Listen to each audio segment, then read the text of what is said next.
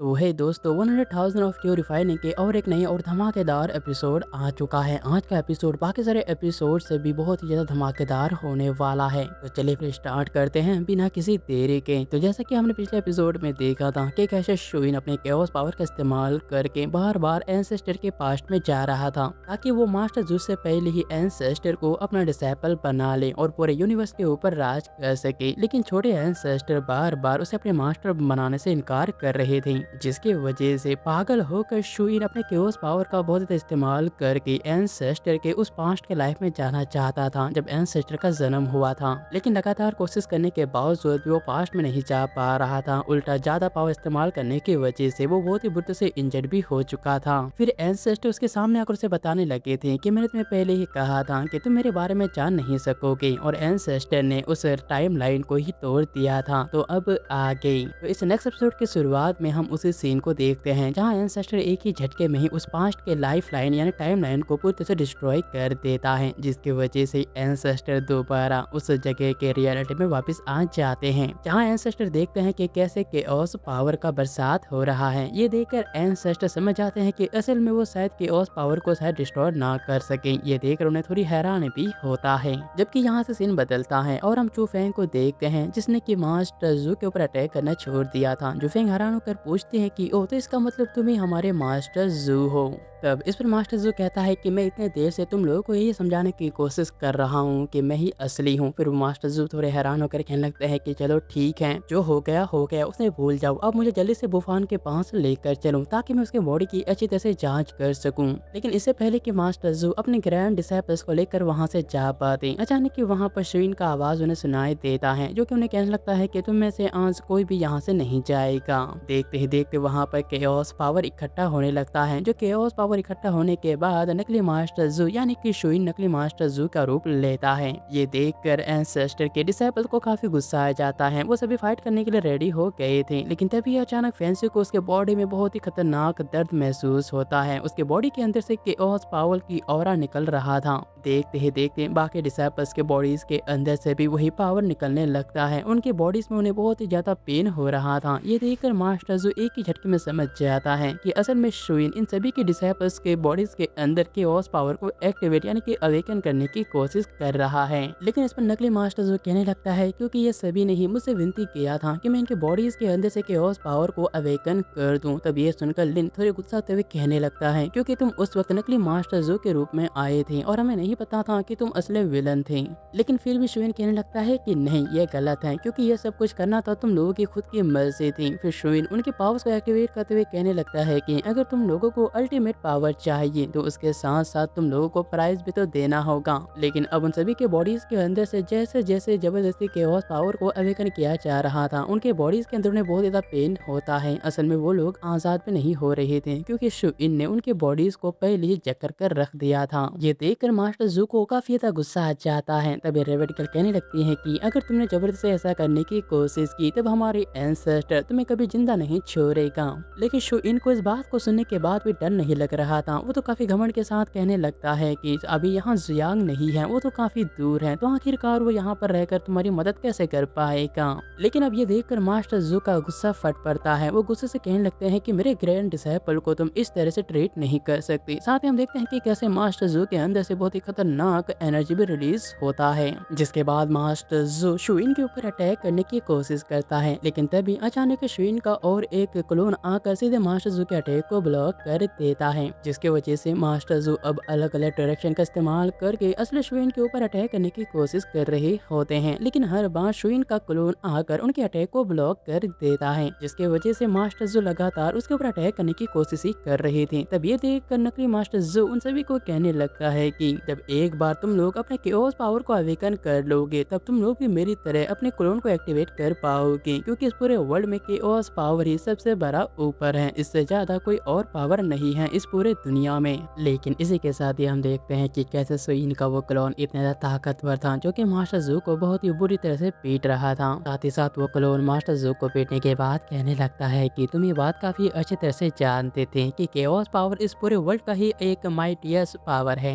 लेकिन ये वहाँ जाने के बावजूद भी तुमने अपने केओस पावर को अपने बॉडी से निकाल दिया, तो तुम क्या चाहते हो कि तुम्हारे बाकी सारे ग्रैंड डिसाइपल भी तुम्हारी तरह बेकार बनकर रही। लेकिन तभी वहाँ पर एंसेस्टर आ जाते हैं, जो कि शोइन को देखते हुए कहने लगता है कि क्या ये बात सच है। अब एंसेस्टर को देखकर एंसेस्टर के डिसाइपल थोड़े खुश हो जाते हैं, क्योंकि अब उन्हें लग रहा था कि एंसेस्टर उन्हें बहुत ही आसानी के साथ बचा सकता है। लेकिन तभी नकली मास्टर जू एंसेस्टर को देखते हुए कहने लगता है कि बेहतर होगा कि तुम मुझे अपना मास्टर मान लो, नहीं तो मैं तुम्हारे बाकी सारे डिसाइपल्स को यहीं पर मार दूंगा।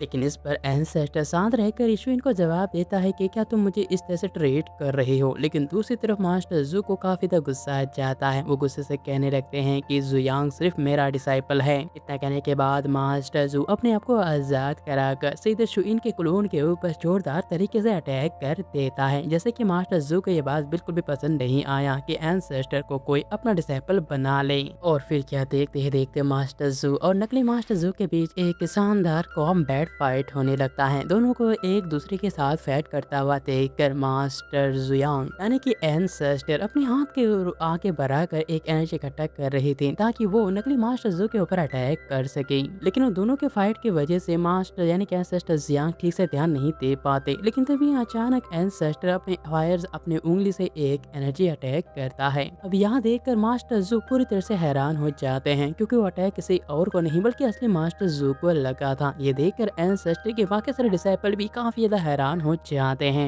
जिसके बाद हम मास्टर जू को देखते हैं, जिनकी देखकर ऐसा लग रहा था जैसे कि वो एंसेस्टर के अटैक की वजह से बहुत ही बुरी तरह से इंजर्ड हो गए। लेकिन तभी अचानक नकली मास्टर जू को उस अटैक का दर्द महसूस होता है, जो देखकर उसे काफी हैरानी हो रहा था। लेकिन तभी नकली मास्टर जू के ऊपर एक हेवीली प्रेशर पड़ता है, जिसके बाद असली मास्टर जू नकली मास्टर जू से कहने लगता है कि पहले ही यांग यांग तुम्हें चोट पहुंचाने के बारे में नहीं सोच सकते, लेकिन तुम ये बात क्यों भूल गए कि तुम और मैं एक ही हैं, तुम मेरे केओस पावर से निकले हुए क्लोन हो। जिसके बाद मास्टर जू एंसेस्टर से कहने लगता है कि यांग यांग अगली बार थोड़ा आराम से अटैक करना। लेकिन तभी एंसेस्टर अपने पावर का इस्तेमाल करके सबसे पहले मास्टर जू के इंजरीज को एक ही झटके में हील कर देता है। जिसके बाद एंसेस्टर अपने बाकी सारे डिसाइपल्स के बॉडी के अंदर से उस केओस पावर को भी बहुत ही आसानी के साथ उनके बॉडी से निकाल लेता है। देखते ही देखते एंसेस्टर सारे केओस पावर को अपने हाथ में इकट्ठा कर चुके होते हैं, फिर एक ही झटके में उस केओस पावर को भी डिस्ट्रॉय कर देते हैं। लेकिन ये देखकर नकली मास्टर जू गुस्सा आते हुए कहने लगता है कि जुयांग तुम चाहे जो भी कर लो, क्योंकि तुम कभी केओस पावर को डिस्ट्रॉय नहीं कर पाओगे, क्योंकि जब तक इस पूरे वर्ल्ड में केओस पावर का एक भी एनर्जी रहेगा तब तक केओस पावर हमेशा ही चलता रहेगा।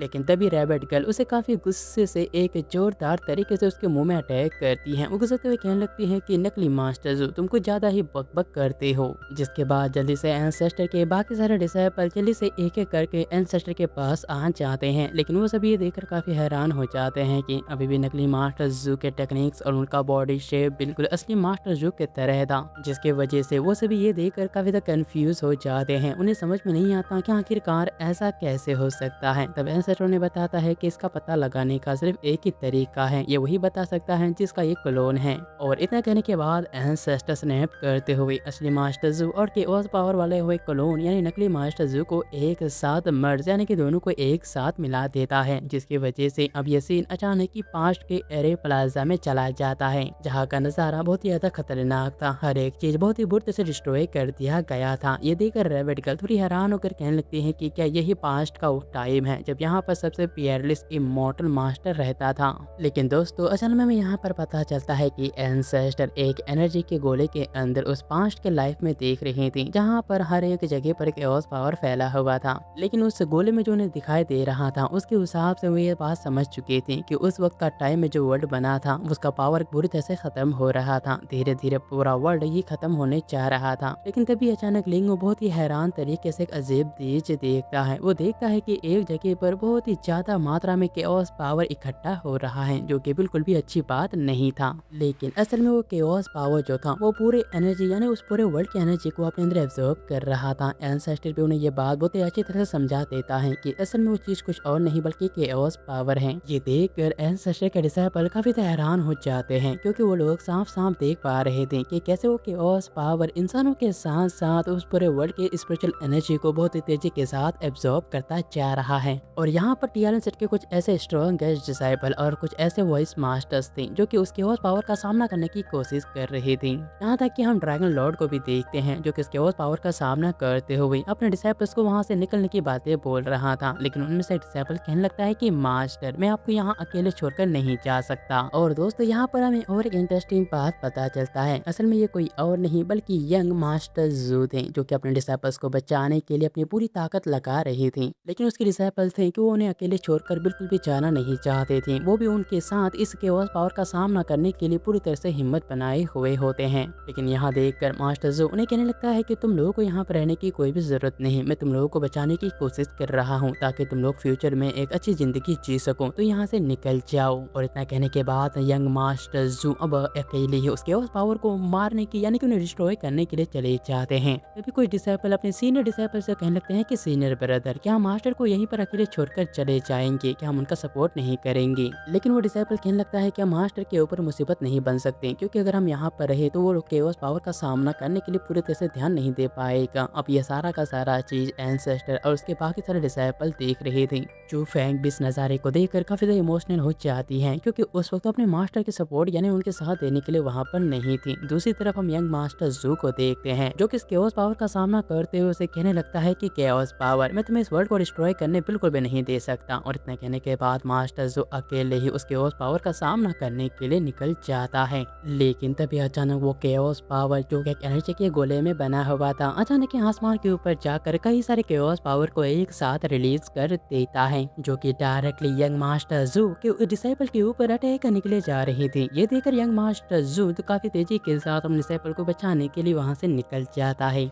लेकिन तब तक काफी देर हो जाता है, क्योंकि वो केओस पावर कई सारे डिसाइपल को अपने चपेट में लेकर उन्हें कुछ ही देर में मार डालता है, जो देखकर यंग मास्टर जू बहुत ही ज्यादा इमोशनल हो जाते हैं कि उन्हें ये बात का पछतावा रहता है कि वो एक मास्टर होने के बावजूद भी वो अपने डिसाइपल को बचा नहीं पा रही थी। देखते ही देखते केओस पावर वहाँ ऐसा आतंक मच जाता है जैसे कि वो यहाँ पर बहुत ही आसानी के साथ हर किसी को मार सकता है। वो कई सारे डिसाइपल को बहुत ही आसानी के साथ मार डालता है। तभी वहाँ पर अब एक आखिरी बचा हुआ डिसाइपल अपने स्वॉर्ड को लेकर केओस पावर का सामना करने के लिए खड़ा था, लेकिन वो काफी डरा हुआ होता है इससे पहले कि वो केओस पावर उसे मार पाता। जल्दी से यंग मास्टर जो उसे लेकर वहाँ से निकल जाते हैं। वो एक फॉर्मेशन के पास आकर उसे टेलीपोर्ट करने की कोशिश कर रही थी, लेकिन वहाँ केओस पावर उन्हें इतना आसान से जाने देने वाला नहीं था। वो उनके ऊपर अटैक करने की कोशिश करता है, लेकिन उस फॉर्मेशन के ऊपर एक गोल्डन बैरल लगा हुआ था, जिसकी वजह से वो केओस पावर उनके ऊपर अटैक नहीं कर पाता। लेकिन ये देखो डिसाइपल काफी डरते हुए कहने लगता है कि मास्टर क्या हम आज यहीं पर मरने वाले हैं। लेकिन यंग मास्टर जो उसे शांत करते हुए कहने लगता है कि तुम नहीं मरोगे, मैं अभी इस फॉर्मेशन को एक्टिवेट करता हूँ ताकि हम यूनिवर्स के दूसरे छोर में जा सके। इतना कहने के बाद मैं यंग मास्टर जो उस फॉर्मेशन को एक्टिवेट करने की तैयारी कर रही थी, लेकिन तभी अचानक उन्हें अपने डिसाइपल का आवाज सुनाई देता है। उसका डिसाइपल कहता है कि मास्टर मैं अपने बॉडी को और कंट्रोल नहीं कर पा रहा। ये देखकर यंग मास्टर जो बहुत ज्यादा हैरान हो जाते हैं, क्योंकि असल में वो केओस पावर उसके डिसाइपल के बॉडी को कंट्रोल करने की कोशिश कर रहा था। ये देखकर यंग मास्टर जो जल्दी से जाकर उस केओस पावर को अपने डिसाइपल के बॉडी से निकालने की कोशिश करता है। लेकिन मास्टर जो चाहे जितना भी ज्यादा अटैक क्यों न कर ले, उनकी अटैक का केओस पावर के ऊपर कोई असर ही नहीं हो रहा था। उसका डिसाइपल काफी पेन में चिल्ला रहा था। लेकिन ये सीन दोस्तों काफी ज्यादा इमोशनल हो जाता है, जहां मास्टर जो अपने डिसाइपल को कह रहा था कि तुम हिम्मत रखो, मैं तुम्हें जरूर बचा लूंगा। लेकिन असल में मास्टर जो को भी ये बात पता चल जाता है कि वो इस केओस पावर को निकाल ही नहीं पा रहे हैं। जिसके बाद वो डिसाइपल कहता है कि मास्टर कोई बात नहीं, क्योंकि इस केओस पावर ने मेरे पूरे मेडिडिन और मेरे स्पिरिचुअल रूट्स के ऊपर कब्जा कर लिया, मैं और नहीं बचूंगा। और इतना कहने के बाद अचानक उस डिसाइपल का बॉडी एक जोरदार तरीके से ब्लास्ट हो जाता है। लेकिन अब ये देखने के बाद यंग मास्टर जू को बहुत ही ज्यादा गुस्सा आ जाता है। अब वो अपनी जान को देखकर भी उस केओस पावर का सामना करने के लिए रेडी हो रहे थे। दूसरी तरफ वो केओस पावर उस पूरे प्लेनेट यानी पूरे वर्ल्ड को ही डिस्ट्रॉय करने पर लगा हुआ था। जब ये देखकर मास्टर जू अब अपनी पूरी पावर को इकट्ठा करके उसका सामना करने के लिए रेडी हो जाता है। लेकिन इससे पहले कि मास्टर जू उसका सामना कर पाता, वो उस फॉर्मेशन के जरिए टेलीपोर्ट होकर कहीं 1000 किलोमीटर दूर चले जाते हैं अजूरा स्टार में, जहाँ वो अपने वर्ल्ड को तबाह होते हुए देख लेते हैं। जो देखने के बाद यंग मास्टर जो अब पूरी तरह से हार जाते हैं, उनको निराशा हाथ लगता है। वो समझ जाता है कि वो इतना ज़्यादा स्ट्रॉन्ग भी नहीं है कि वो इसका सामना कर सके,